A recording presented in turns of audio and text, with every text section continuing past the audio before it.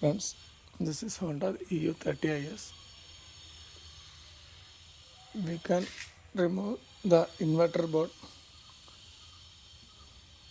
if generator not working. You can change the inverter board easily. Please open the plastic cover 1, 2, 3, 4, but and it will come like this. This is inverter board.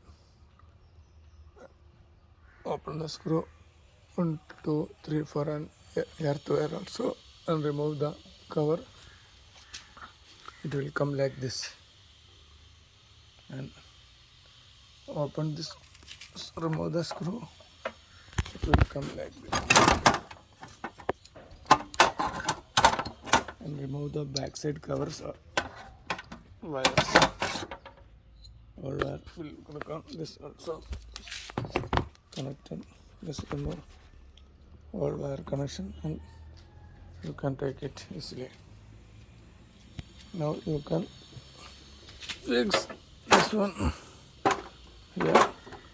It will come like this. Close the cover